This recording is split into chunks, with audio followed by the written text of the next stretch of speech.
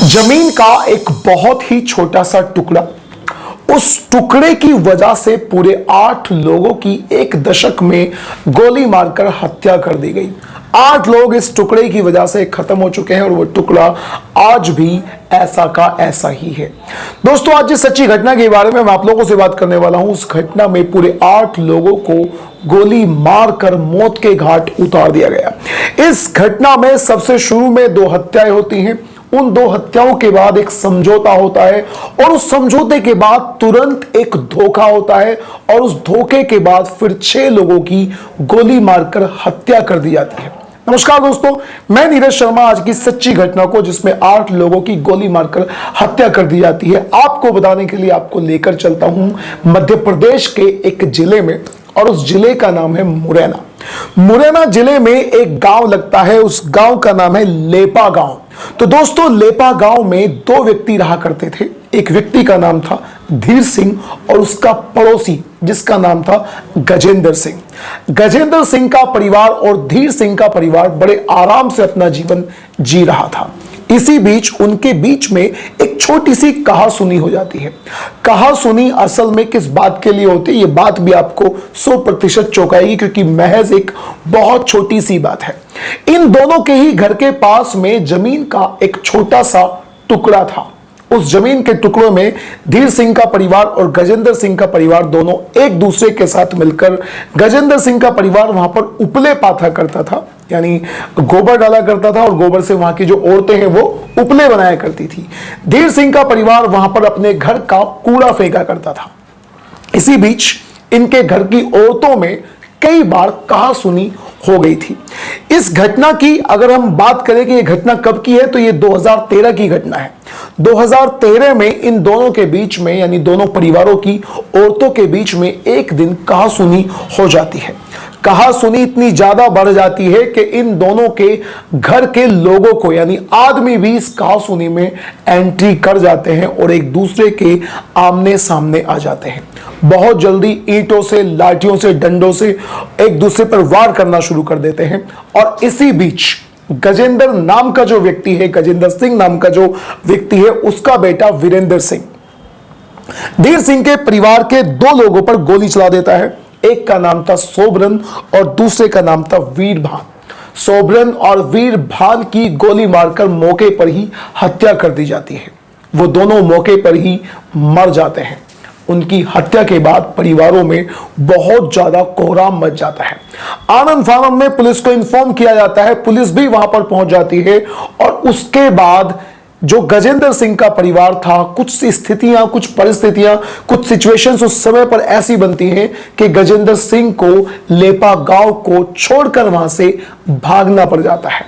उसका घर और उसकी जमीन उसी गांव में थी, लेकिन उसे घर छोड़कर वहां से भागना पड़ा। अपनी जान बचाने के लिए वो कभी ग्वालियर तो कभी गुजरात के अहमदाबाद में अपना जीवन जी रहा था।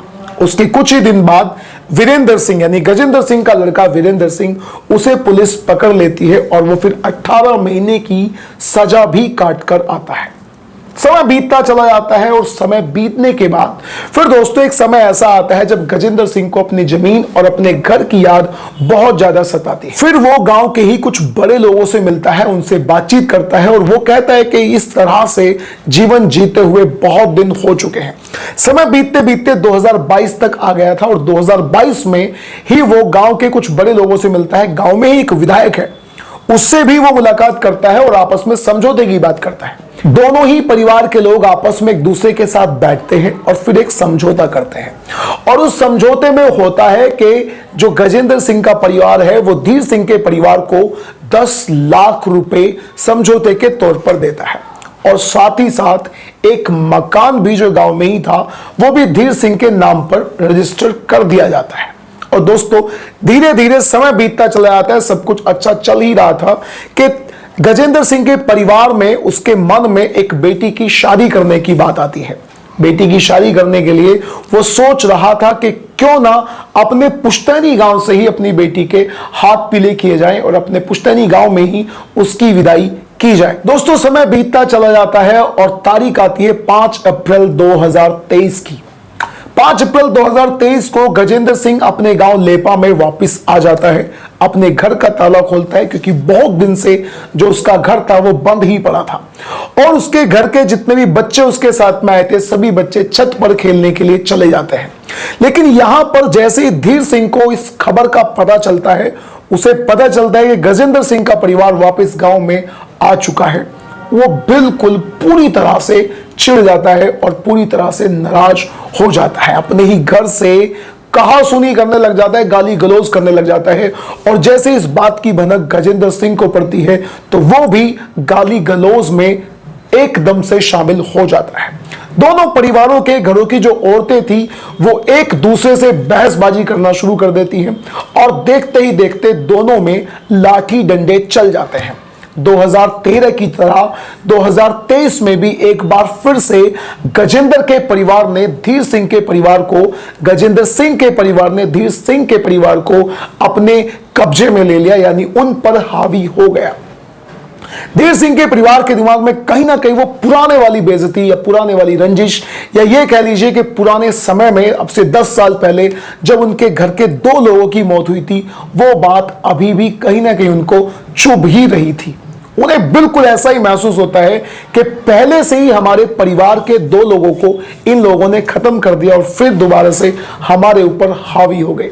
तो इसी परिवार के, धीर सिंह के परिवार के 2 लोग भागकर कमरे में अंदर जाते हैं। बच्चों से बोला जाता है कि बच्चों तुम अंदर जाओ, और फिर एक व्यक्ति कमरे में से, अपने घर में से राइफल निकाल कर लेकर आता है जो धीर सिंह के परिवार का था। और देखते ही देखते उस राइफल की गोली से 6 राउंड चलते हैं और 6 राउंड चलने पर वहां पर गजेंद्र सिंह के परिवार के 3 लोगों की और 3 महिलाओं की हत्या मौके पर ही कर दी जाती है। अब यहां पर दोस्तों धीर सिंह के परिवार के 2 लोगों की 2013 में गोली मारकर हत्या कर दी गई थी, लेकिन उसके ठीक 10 साल बाद 2023 में गजेंद्र सिंह के परिवार के 6 लोगों की गोली मारकर हत्या कर दी गई। आनंद फानन में यह खबर पूरे गांव में फैल गई, पूरे मध्य प्रदेश में फैल गई और सोशल मीडिया के माध्यम से पूरे देश में यह खबर आग की तरह फैल चुकी है। पुलिस को इन्फॉर्म कर दिया गया है। अब पुलिस उन आरोपियों की धरपकड़ में भी लगी हुई है। जाहिर सी बात है वो गिरफ्तार भी होंगे और उनको जेल भी होगी। लेकिन दोस्तों यहां पर सवाल यह उठता है कि एक जमीन के छोटे से टुकड़े के लिए जहां पर आप अपना कूड़ा और अपने गोबर को डाला करते थे, क्या वो इतना हावी और इतना खतरनाक रूप ले सकता है कि 8 लोगों की हत्या हो जाए? आप जो कुछ भी कहना चाहते हैं इस घटना के बारे में अपनी राय कमेंट बॉक्स में जरूर दीजिएगा। अब हम मिलते हैं किसी अगली वीडियो में, तब तक के लिए दोस्तों नमस्कार।